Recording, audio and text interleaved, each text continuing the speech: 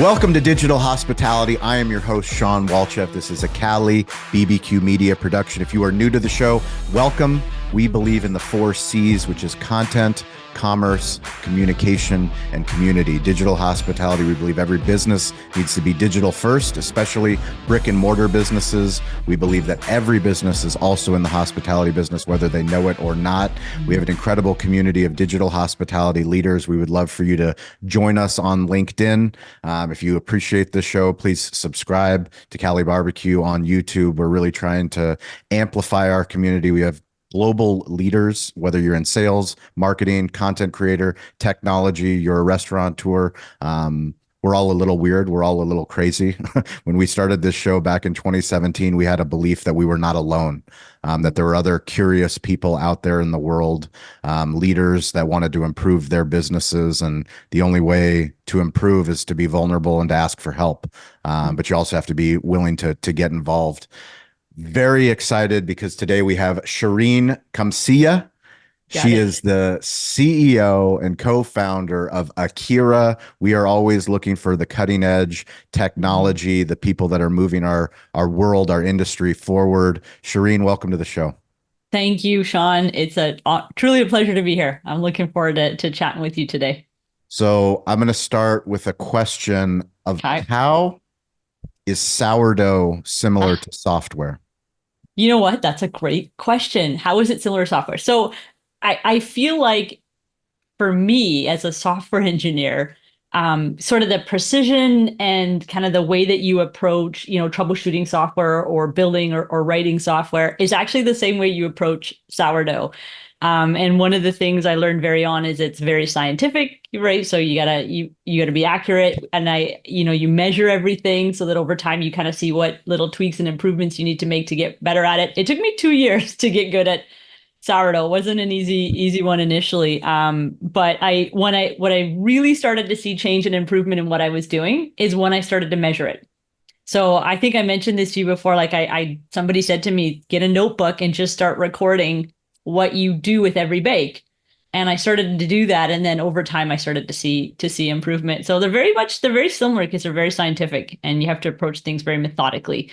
When you're coding in the same thing, when you're making sourdough, just a tiny tweak, for example, like, a quarter gram, if you're dealing with yeast, for example, can make a huge difference in how all that works or how that proves. So yeah, they're very similar.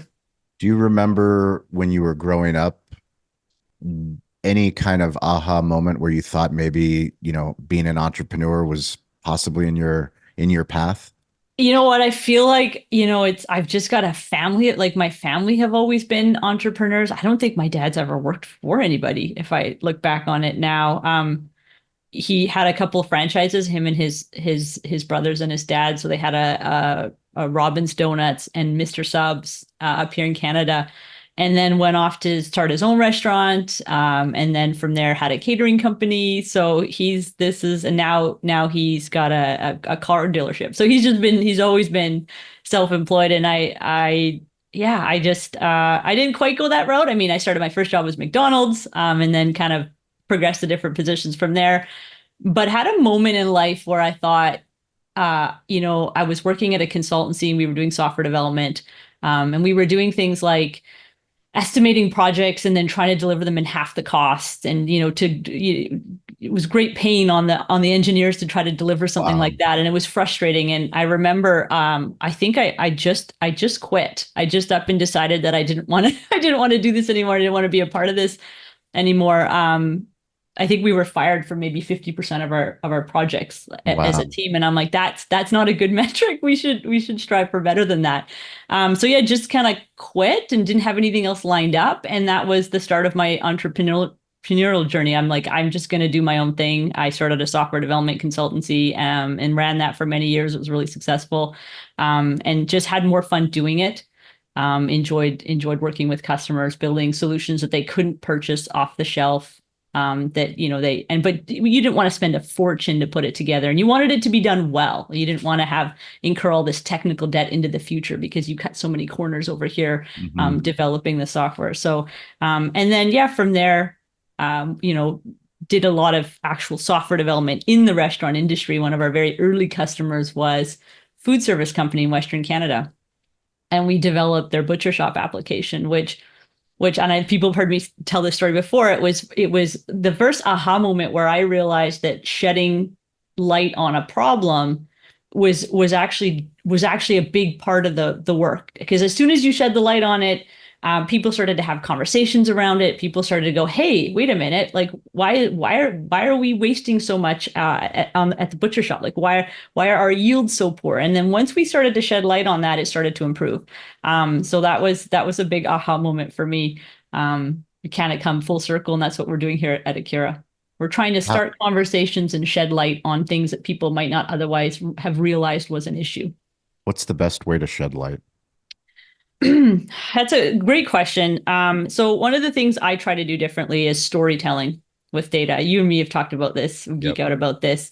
I'm trying to do things a little differently, where it's not, if you take the stance of an operator, these are busy folks. They don't have time to try to decipher your data that you're trying to present them. So we don't throw at them pie charts, bar graphs, things that take a lot of mental gymnastics to have to decipher. And then even someone as technical as me, I sometimes might look at something and go, what is this? I don't quite understand what this is trying to convey. So you won't find any of that in Akira. We drill it down to just conversational things like sentence. We just say straight to the operator, like, this is what, your guest retention's at risk, or this is what, it means to have an NPS of 29. It means your guests are indifferent, and this is, so we use language that is easier for them to follow, because they are busy. They can be very technical. Even like I said, I'm very technical, and I still kind of struggle sometimes to make sense of things. So we're just trying to distill it down to what are we trying to convey? What are those pearls? If you're looking at your data, you want to find the actual pieces of that are worth telling the story about. You don't present all of it, but you go, well, what is the part that's really interesting? What's the part that's really relevant? And that's the part that you share with them. So yeah, trying to take that different approach, and then hopefully that sheds the light, and then hopefully that starts the conversations with them, with their directors, with their regional managers, just like, hey, this is interesting what this data is telling us. Like, what can we do about it? So that's the So first step.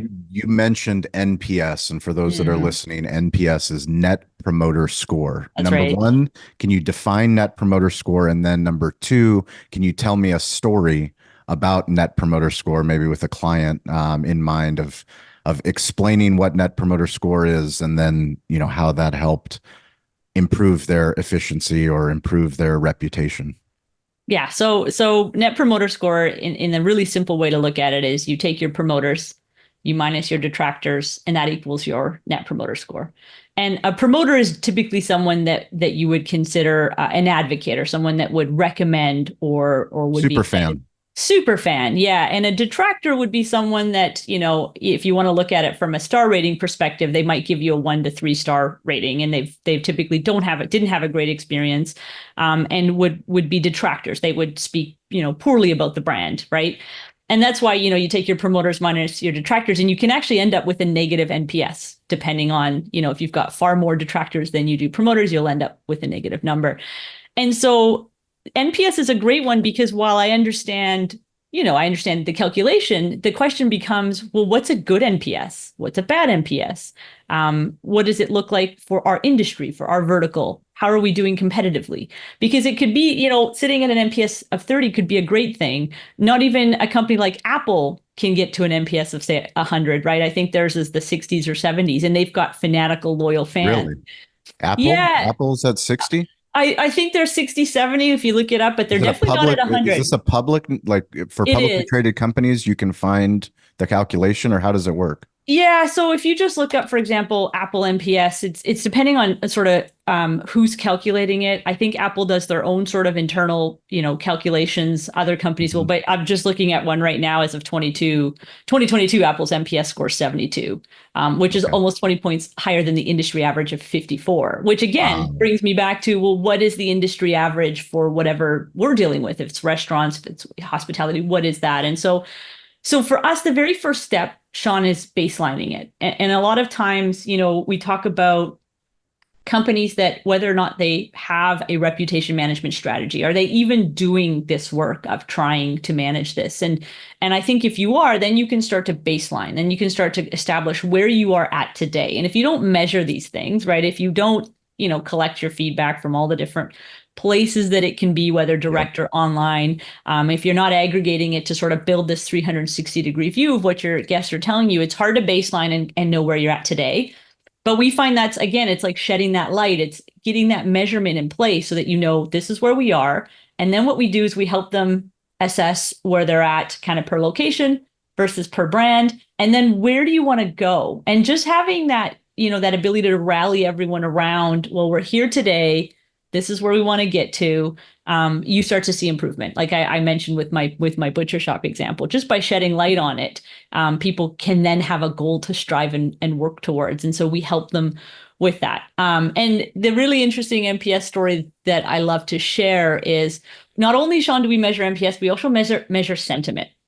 And then again, a lot of people say, well, what's the difference between the two, right? And so what we see with some of our customers is you might have fans that leave you 4 or 5-star ratings, but actually have left comments that reflect a negative experience. And that's usually because they are loyal to the brand or they are fans of the brand and they don't want to give you a negative experience or a negative rating, right? And because they know that's going to affect your score, especially, for example, if we take Google Business Profile. So what's really interesting is when you start to see maybe a higher NPS, but a lower sentiment score, what that's a reflection of is that you've got a bunch of people scoring you 4 or 5 stars, and they probably still had a negative experience, or they're scoring you 4 or 5 stars and aren't leaving you any comments. And so that's why it's important to pay attention to both of those things. You can't just rely solely on your NPS score. If you want to listen to what your guests are saying, sentiment is a more interesting number to measure. And so we score that between 0 and 100. So if you're sitting at a sentiment of 50, that means like it's right in the middle. So there's just as many bad experiences as there are good ones. And we want to strive to get into the green, right? We want to get to 70, 80 if we can, and build as many positive experiences with our guests as possible. So that's why I think those two metrics are interesting. And we always present those side by side because we think they both tell a more complete story about what's happening. Hey everyone, Avi Gorin, CEO and co-founder of Marquee, and I want to talk about the customer journey for a second. You never know as a restaurant owner where your guests are truly coming from. End of the day, we do see some patterns around 2 types of search behaviors, direct versus discovery. Direct search, for an example, would be jumping into Google and saying Cali barbecue hours, right? I know where I want to go to eat, but I'm missing a key detail. I need a little bit more information.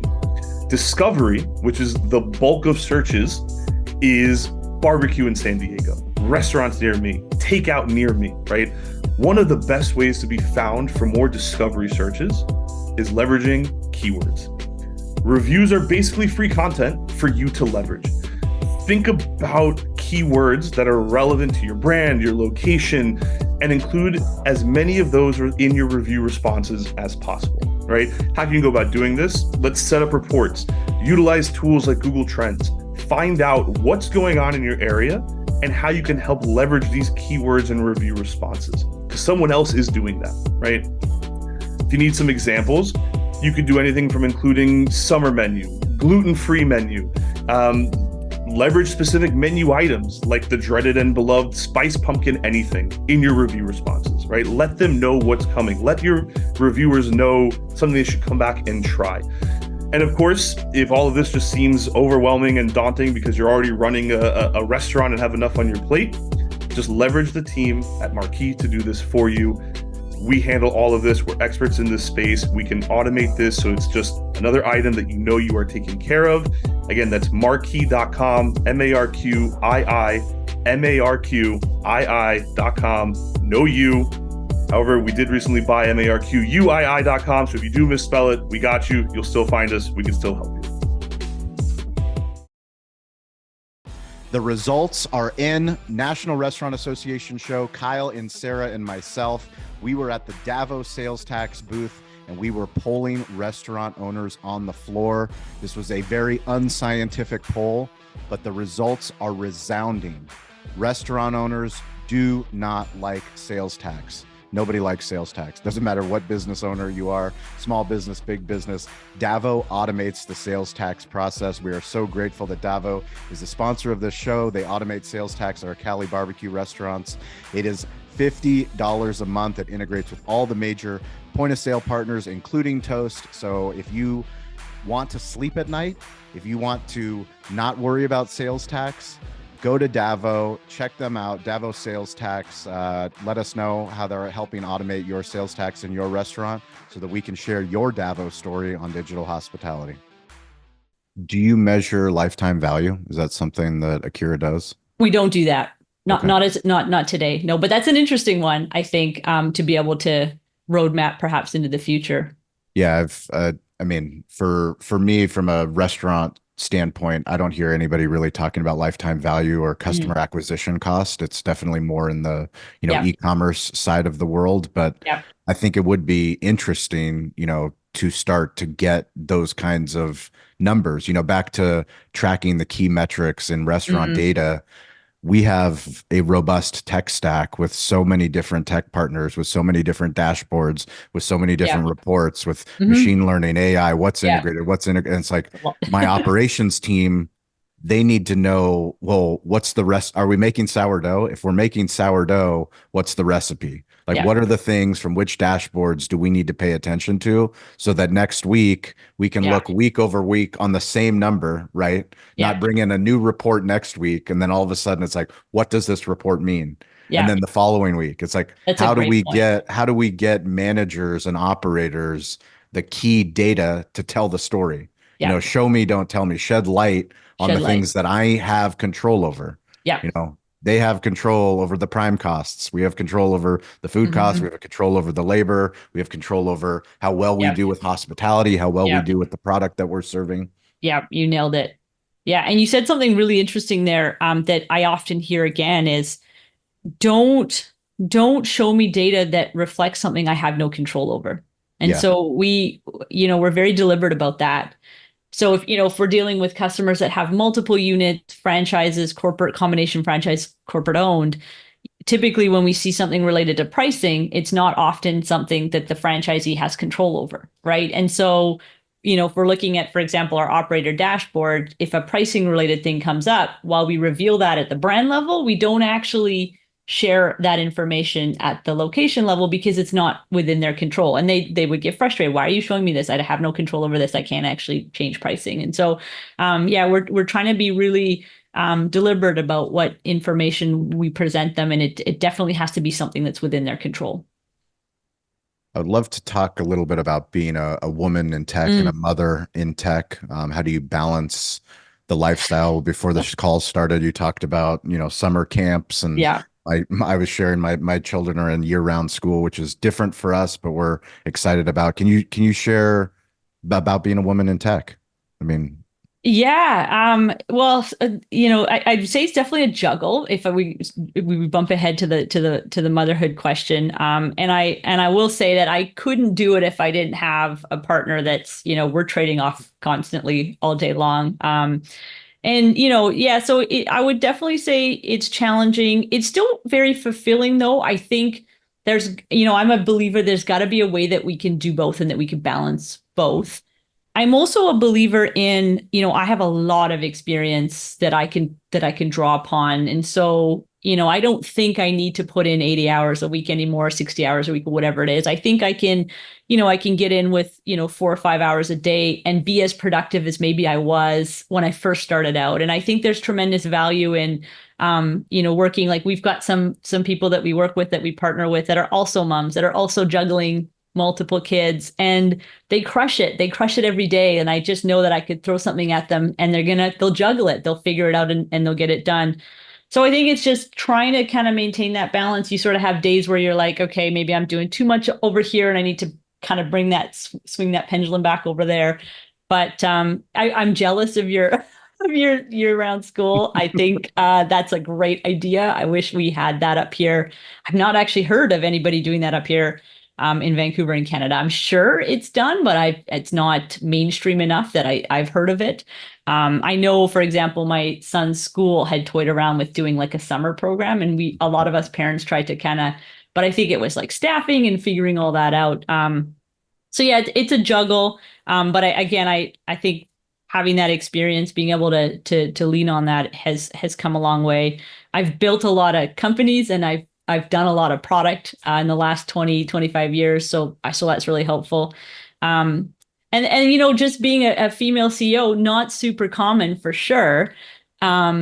So, feeling my way through that one a little bit, Shawn, trying to kind of, build a story and a voice around Akira. We decided, actually working with the popcorn team. I was having a conversation with Paul one day and he's like, I think Akira should be female. I'm like, heck yeah, why not? Why shouldn't she be female?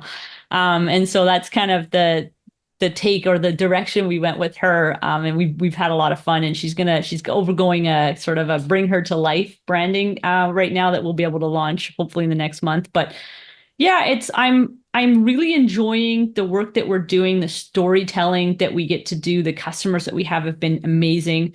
And so it's been a joy, I think, so far to kind of do what we do. And I think that so far we're finding a balance, Shawn, but ask me again in 2 months and we'll see where we're at once we get through this summer. So I'm going to lovingly throw Michael Beck under the bus. Let's do he's it. a former guest on this show. He had a phenomenal episode. We love the work that Popcorn GTM does. But can you share a story about how you came across Popcorn GTM? What do they do? How have they helped you reposition the brand? Tell us the story of how it all came to be. Yeah, so I was just actually on Jeremy Julian's podcast, and that was the big fan of Jeremy. Shout out to Jeremy Julian. Yeah, shout out to Jeremy. It was a lot of fun. Such a nice guy. So that's where we first heard.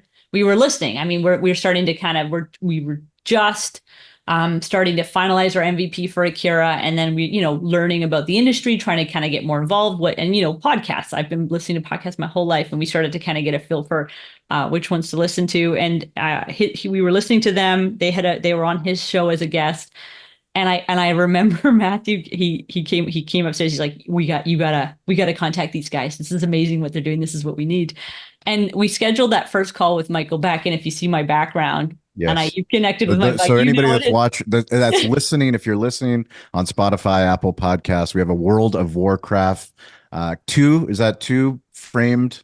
What yeah. So it's 2 different expansions. I think the one is the launch. That's the original, and then this would be Wrath of the Lich King for anybody that's a big World of Warcraft geek. But I used to think that we have a bunch of collectibles in our basement. Like you can't see, but I've got a sword, the Frostmourne hanging right here in front of me.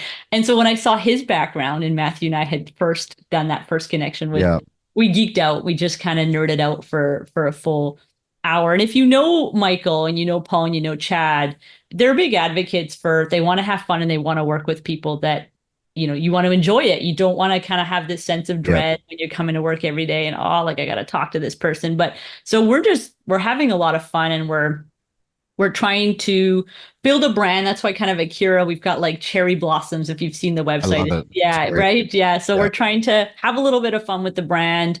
And they're just helping us with all kind of the table stake stuff of a go-to-market strategy, like, putting together our ICP and what story do we want to tell, and, helping us with our content plans and all that stuff. And then Michael's got doing amazing stuff on the sales end. And then we've got Chad working on partnerships. So they're really like this like trifecta dream team of like all these different unique skills that you need.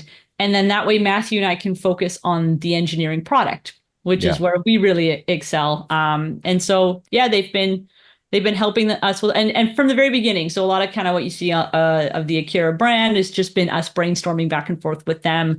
I don't know if you might have not known, Shawn, but prior to, it was actually called Black Ninja Feedback, and it was such an ugly mouthful, and I hated saying it. And one of the first things we did when we worked with them was that rebrand. Yeah, that's amazing. Mm-hmm. Tell us the Akira moment. Because it was Black Ninja Feedback. I mean, so for somebody, we believe ABB, we always say always be branding. It's the most important thing that you can do. The storytelling side, we have all the tools that we need. Yeah. When we first opened, California Comfort Restaurant and Sports Bar. Okay. So Love if it. anyone knows anything about rebranding, we've rebranded multiple You've times. We've cut it down yeah. to Cali BBQ and Cali BBQ Media. But tell us the Akira story. Yeah, so we were Black Ninja Feedback, and just so kind of the backstory is, when I first remember I talked about doing that software development consultancy, I kind of quit Yeah. my job. I didn't have anything lined up. We called that Black Ninja Software, and so that was early 2000s, and so we've just kind of been in this ninja world theme. And when we spun off Black Ninja Feedback, we built out the MVP. We had our first few customers using it every day.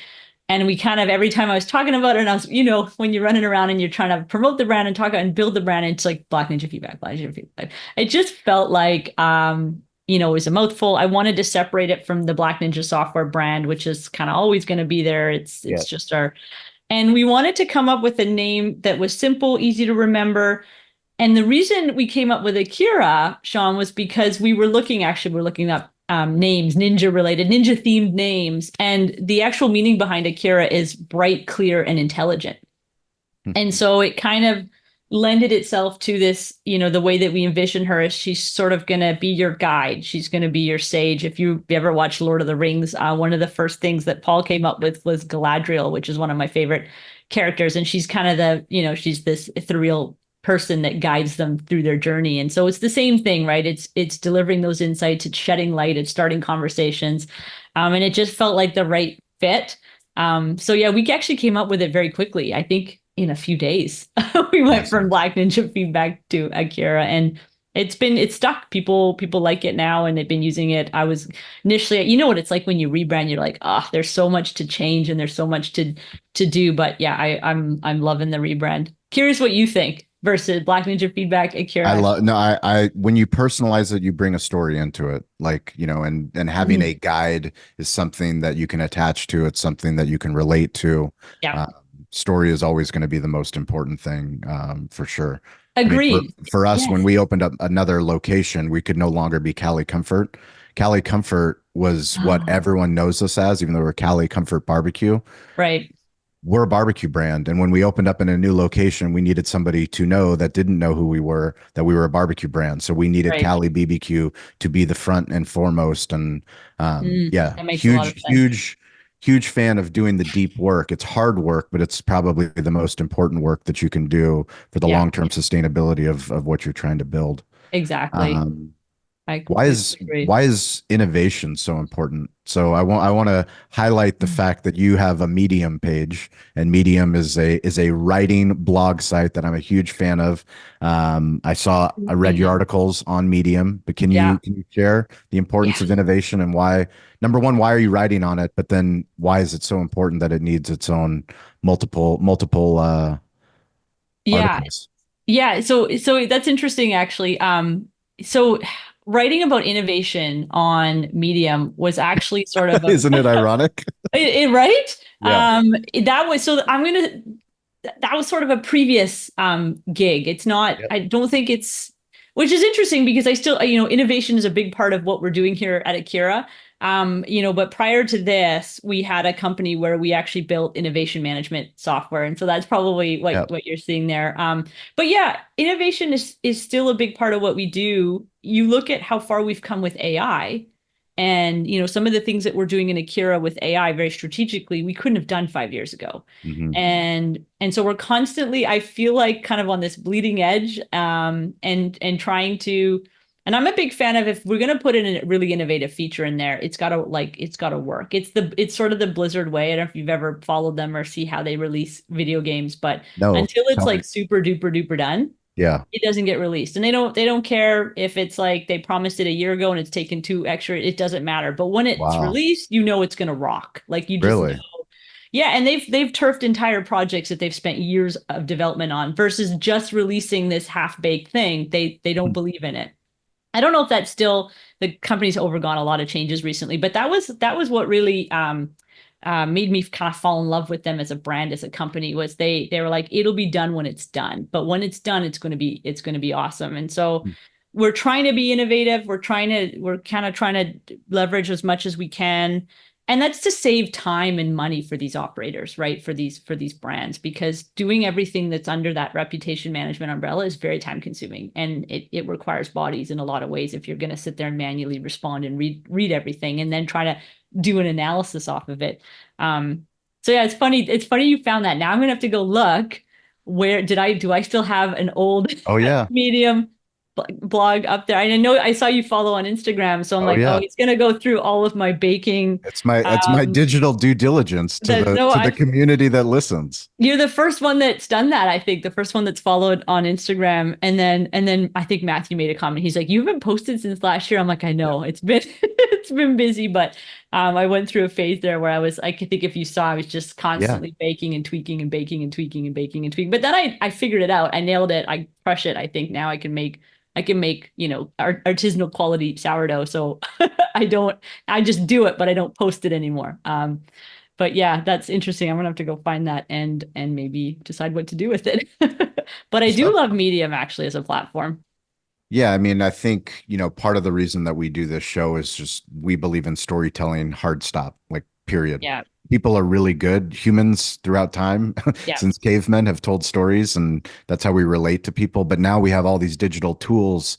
And yeah. because we have so many digital tools, people get overwhelmed. I do. Well, how do Yeah, I share the story? Like, how do I share the story of being a mom? How do I share the story of how we're helping our customers? And, what we say is it's audio, it's video, it's words, and it's images. yeah, Like we get so stuck in, oh, it's Medium, or oh, it's Mhm. Reddit, or oh, it's Yeah. X, You're or oh, right. it's Threads. It's like all it is a platform, and there's humans there somewhere behind there that you can connect to. And whether it's LinkedIn or Instagram or TikTok, none of like Yeah, the logo doesn't matter. What matters is that your willingness to share your truth and to yeah. share your story consistently. Consistently. Because, Yeah, you know, the difference with the storytelling side with the Blizzard example yeah, is that's what holds people up with storytelling. yeah. That they want the perfect video or the perfect Medium Yes, post before they yes, hit publish. So then they yes. never hit publish because they're Yeah, worried about what are people going to wait. And they're like, yeah, oh, I'll get to it. And then they never get to it. yeah. Right. Yes, Then we yes. never get to it and we never hit publish. No, no. I think you and I have talked about this. I am that person. You are speaking you Yeah. are speaking to me. I think analysis paralysis. You overthink everything and then you're just like you just got to get it out there. Well, So, you yeah, already have. I mean, you already have like the fact that trying to. that you've posted on Instagram is more than most founders. Like most tech founders don't have an Instagram, even for a hobby, even Really? for some. Oh, They interesting. I they didn't. might have it, but they don't post. Oh, So they might have interesting. it, but they don't post, or they might have it for their brand, but they're not telling the Yeah, story with their brand. They've hired a PR firm or an agency to right. post something that people think that they want to see, and that's But not then what it's people like, want to see. They right, want to see who you are, who your right. team is, who you're Yeah. helping, the stories that you're like. It it sounds crazy to say this stuff, but Yeah. this is where the market is, which is where the opportunity is too. It's the opportunity. I mean, that's interesting. I feel like for me, I don't know if it's maybe because I'm a software geek. I've always had a blog. I actually used to Yeah, have one that I self-hosted for many years. awesome. It was you can probably find it on the Wayback Yeah. Machine. But it was a deeply technical blog. My previous life was I was a SharePoint MVP. So Oh, I really? I built solutions and software around Microsoft's SharePoint platform and then eventually co-founded a company with a few others that we exited in 5 years. And so that was my whole world. And I wrote about it from a deeply technical perspective, like, how to configure your search index across multiple servers. Like those were Wow. some of the titles of my posts. And so this is a transition for me to try to go from because I'm comfortable with technical and I think I do that really well. But speaking just about things like sourdough or the fact that I've got Ray the starter that I feed twice a day so that I can naturally Yeah. leaven my dough or motherhood or juggling or those things don't feel it's a weird thing to say, but they don't feel as comfortable to talk Sure. about. And I don't know why that is. Why is that? That seems counterintuitive, but that's where I'm at right now. I mean, a lot of social media is interesting. When we say social media, everyone that's listening, anyone that's watching, Mm, we have all of our own subjective feelings towards what is that. yeah. And like basically it's just internet communication. Like all we're Yeah. talking about is That's like how right. do you You're right. share your Mhm. thoughts, your ideas with the world on a Yeah. bigger stage. On instead of one to one, it's one to many. Yeah. And we True. That's a worry good about the point. many, right? I We think we would worry have been about the winning. many of who, what Yes. are they going to think? How are they going to judge me? Should I Yes. be posting something like Right. this on LinkedIn versus Yeah. Facebook versus Yeah. Twitter? Like, what do I need to say on Twitter versus what do I need to say on LinkedIn? Yeah. And, ultimately it's how do you just do what you're already doing, but Yeah. then share it, share Yeah. the progress along the way, Yeah. share the bad sourdough And process until you right. get to the good sourdough. Yeah. Because if you're just posting the good sourdough, you're only going to have an audience that's like, well, Yeah. I'm not perfect. I can't make perfect sourdough. But when they Yeah. see you mess up the sourdough or iterate on the sourdough, then they get really excited about it. No, you're bang on. I don't. I should go back and look. I don't know if I did enough a good enough job of sharing all the failures. I think I posted The some because failures, the I mess, failed a lot. The mess. yeah, the mess, the over Yeah. purchasing, the under purchasing, the calibration So of the oven, yeah, that's right. Yeah. And I think you're right. That's part of the journey and that's part of the storytelling. yep, And yeah, and again, it's what I'm trying to do at Akira. If I'm not telling a story and if I'm not sparking conversations, I'm not doing my job. And so I'm constantly checking in and it's based on sort of the feedback loop that I get, right? I know we originally had going back to my dashboards example, like that was how we started because that's how every SaaS out there has a dashboard where there's all yep, these kind of.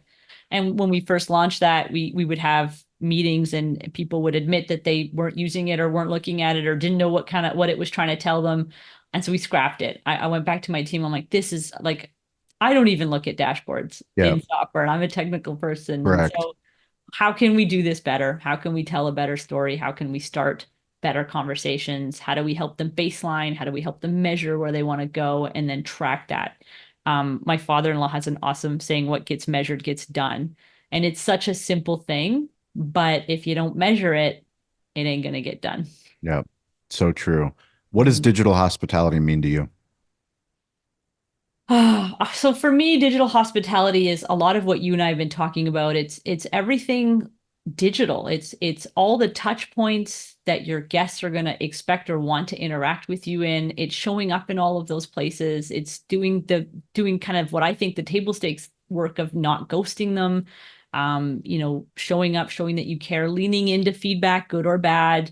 I think some people have heard me say this on other blog posts. I can't tell you how many Reddit threads I read where people are like, how do I remove this bad Google review? And that's like, that's not that's not the solution. And Yeah. anyone that claims they can is probably lying to you, is going to take your money and run. I think, yeah, just for me, digital hospitality is all of those things. It's even making sure that, for example, one of the pillars for us is listing management, which you don't often see in reputation management software. It's kind of a forgotten thing, but it's a really important thing because if you're not accurate and consistent where people search, it's Hmm. frustrating for your guests. You're penalized from a ranking and SEO perspective.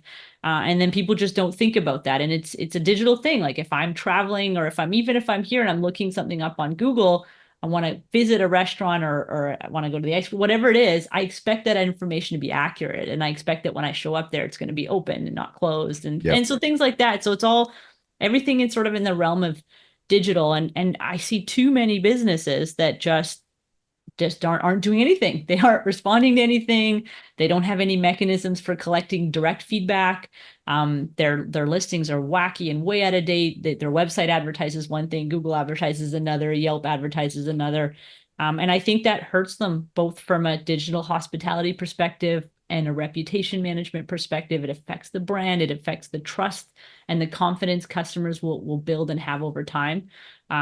So yeah, curious, let me throw that back at you, Shawn. How would you classify digital So hospitality? for us, digital hospitality is the deep thesis and the deep work that we've been doing, since I opened up the restaurant, since we started a Mm, media company. It's just yep, understanding that humans in the hospitality business, like humans are all of us are in the hospitality yeah, business. Like whether you actually make a business or not, when I go to visit my wife's family in Bulgaria and I go to her yeah, village, her grandmother, her grandfather, her uncle, how they treat me, how they act with me. That's hospitality. It's like that's hospitality. That's how right. someone welcomes you in Yeah, as a stranger, as an in-law, as a yeah, friend. Like that's what true hospitality, turning a stranger into a lifelong friend. One of my favorite philosophers is Winnie the Pooh. We I will be love it. friends forever. Just you wait and see. I love it. And like that gets to the core of hospitality. But the problem that I see is that now we have all these digital tools and there's two Mm. different camps. Like there's an antithesis in between digital hospitality where people are like, you can only be hospitable in real life. You can't be hospitable Uh, online. Like online. all of these Okay. digital tools are making us less hospitable. And I disagree. I believe that Hmm. there's humans that are online and there are Yep. humans in real life. And there's a incredible synergy that happens when Yep. you share what you do in real life online. So if Got you it. can So treat the people, we have a hostess stand when we were a full service restaurant way back in the day when the real digital hospitality, thesis came to be. And there's a sign that says, please seat yourself and please wait to be seated. So you can turn this sign. I love it. That's awesome. And the reason why there's a sign, and it's a physical sign, and any restaurant owner that's listening or anyone that's been to a restaurant might have Yeah. seen this sign, it's a hospitality hack. It's a way that during the lunch period and the dinner period, when Ah, you I don't want to see. keep labor on, you put this sign up. So it's a guide, seat yourself type of experience. Got But it. that's Okay. a way to lower the labor cost. Yeah. That Well, makes a lot of what sense. we did is like, what if we remove that sign and we invest in the labor, invest in the hospitality so that no matter what, even when we're slow, there's always a human at the front. I So if see. there's always a human at the front of our restaurant, Hmm. there's always hospitality. People don't feel like, oh my God, I came into an empty restaurant. I shouldn't be here. Somebody welcomes them. Yeah. But we took that same principle online. Well, what if somebody that responds to a Yelp review, what if I respond within an hour? What if I Yep. respond to every Google review? What if Yep. I respond to every email so that they know there's a human behind there? And Yep. it's hard to do across all platforms, but when you do it, we're part of the 1% of businesses, and you're in the reputation management business. Like Yep. this is what you help businesses do because you That's know right. how important it is. That's right. Yeah. You're bang on. And again, it's really I guess surprising to me to see how many businesses aren't doing that still. That's the opportunity. That's Like the that, and opportunity. like that's the competitive advantage that I see in the That's right. restaurant space Yeah. is that we're leading from the front. Yeah. Imagine all the other lawyers, all the other healthcare professionals, like every other That's vertical, right. they don't care. Yep. Like we care because we care about humans and we're That's we're right. still leading the edge. But think about how many businesses need to catch up where they're Yeah. like, oh, wait, a TikTok comment matters? Yes. A Yep. YouTube comment matter. Are they on your page? They're on your brand. Like they Yep. sent an email to you. That's Who's right. responding? How are you responding? Like we're talking Yes. about huge billion-dollar companies Yes. that do a really poor job of They do a this. really poor job of it. And we know that companies that do it actually perform better. Like it's Yep. the data is all there. And how else are you going to know what what your guests are thinking, feeling? Yep. Are they going to continue to be advocates, or have you created a bunch of indifferent, like how are you going to know this if you aren't so it's like you said, Sean, there's a table stakes work of that hospitality of just showing up in those places and being prompt and having empathy and demonstrating a desire to resolve, right? Mhm. And but then there's also what insights can we glean? What Yep. what can we learn about what our guests are telling us so that we can make improvement? You're right, that's hospitality. If we're not trying to make things better, then like what are we doing, right? It's Right. if it's if I was, I mean, I'm not a multi-unit owner, but if I was, I would be paying attention to this every day. Like what kind of, what came in last week, what was said, where can we improve? And then showing up in all of those places. For me, culturally, one of the so my husband's family, my family, very different. For me, culturally, like you don't need an invitation to show up; you just show up, and then the hospitality is just Yeah. expected. Like, and you know what? I've always I look back on my childhood, I'm always in awe of how my mother was always able to pull that off. And I always joke with her, I'm like, they don't make them like you anymore because like for someone to just show up at my house today, it's like, well, I've maybe got something in the freezer, like, but she's Yeah. always got like something she's just baked. There's tea, like she puts out a spread, and it's like she had no idea these people were coming. Whereas my husband's family, it's like we got to book months in advance, and then we'll see you on Correct. this And on this prepare and day. prepare. Be Yeah. prepared. You got everything Yeah. organized. So, but you know what? I love the former. There's just something about it, where you can just kind of show up and that hospitality is there, and there's this genuine desire to chat with you and sit down over a coffee and just kind of catch up. I think we need more of that. I think the world needs more of that and less of the, can we schedule something 2, 3 months in advance? I miss that a little bit. But yeah, It's just an interesting, culturally, it's very different. So we are going to end the show by asking you about Mm. your personal digital hospitality tech stack. So I need to know, are you an Android or an iPhone user? iPhone. Which version? I think I have an iPhone 13. iPhone 13. Yeah. Do you prefer text messages or emails? Um, that's a good question. So work, emails, personal, text messages, Phone calls or text messages? text messages. Do you leave voicemails? Nope. Do you listen to voicemails left for you? What I do is I read the AI, the AI analysis of the voicemail, and I'm like, yeah, I don't actually listen to them. No. How many emails do you get a day? Oh my gosh, across all my accounts, like probably over 100 that you know, yeah, I get a lot. How many do you enjoy? How many do you enjoy reading? 10%, 10%. maybe less. Yeah. What is your notification management system Um, on your phone specifically? I mean, I feel like every app and platform has its own. I'm one of these people that has to clear that. I hate when I see Do you inbox zero? I don't inbox. I inbox red zero if it, or inbox. I clear the reds, but I don't Okay. actually clear the inbox. Like it just all accumulates. But I make sure that I Do you read. leave unread what you need to do or what you need to follow up on? I do. Yeah, so do I. Yeah, for Yes, sure. But I'm that's inbox the zero only way. except for the things that I need to still Exactly. do. Yeah. Exactly. Except for the things I still need to respond. Or sometimes I read them and then I'll mark them as unread again because and I Yeah. know there's tools built into Gmail to I do do the this same better. thing. I think you can create tasks and you can create reminders, but it's much easier to leave it as unread. What's your guilty pleasure app? Um, Guilty pleasure app. Oh my gosh. I feel like if my phone's not being used by my 3-year-old, if I'm on it, I'm probably going through Instagram. So I spend an enormous amount of time, Shawn, scrolling through recipes, reading recipes, looking at food pictures, meal planning Yep. for 3 meals a day, 7 days a week is probably the thing that it takes the most out of me, I think. It's just, and so you're constantly like looking for inspiration, looking for Yep. ideas. So, and I love to geek out over food. So I'm always on the gram scrolling through. I've got certain people that I follow that are constantly, I guess they'd be recipe Hmm. content creators, and I love their style or the way that they build their recipes. So whenever I'm always I'm always looking out Who's for your what they're who's one releasing. of your favorites? Your favorite creator you could think of. One of my favorites is Deb Perlman, Smitten Kitchen. I've actually got her cookbook. Cool. She's her recipes are I think she's also a busy mom. She lives in New York, I think. Mhm. And so her recipes she takes a lot of other recipes that are, let's say she's trying to make I don't know, like a pound cake.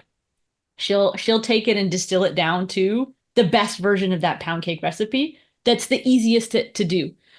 So that's like the perfect combination for me. I don't, Yep. like and she does a really good job of her stories are short, but really insightful into kind of how she got to where she did with that recipe. And so yeah, I'm a big fan of hers. I think hers is the cookbook that I probably reach for the most, other than pizza. I have a lot of pizza cookbooks as Awesome. well. Yeah. Which map app do you use? Apple Maps, Google Maps, Waze?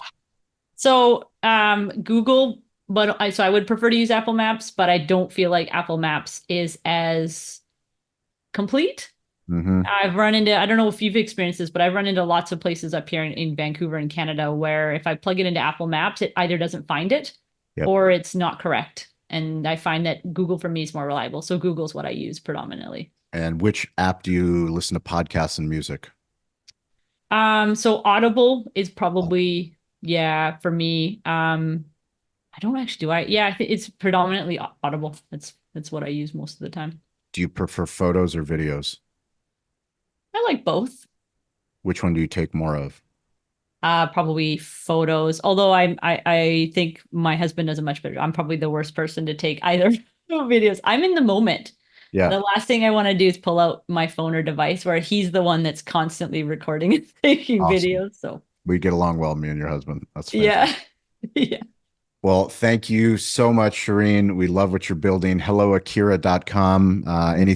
What's the best place for people to connect with you? Yeah, LinkedIn? so yeah, LinkedIn or shoot me an email, Shereen@helloacare.com. Perfect. But yeah, LinkedIn, send me a message. I respond to everything. Yeah. Awesome. Yeah. Thanks, Shawn. It's been a pleasure Of speaking course. to you. Always fun. I appreciate it. And you guys, if you want to connect with me at Shawn P. Walchef, quickest way is Instagram, but I am active on LinkedIn, active on all the platforms, weirdly available. Please share this episode. Please like, subscribe, do all the things. We really appreciate it. And join our community on Wednesdays, Fridays, 10 a.m. Pacific time, 1 p.m.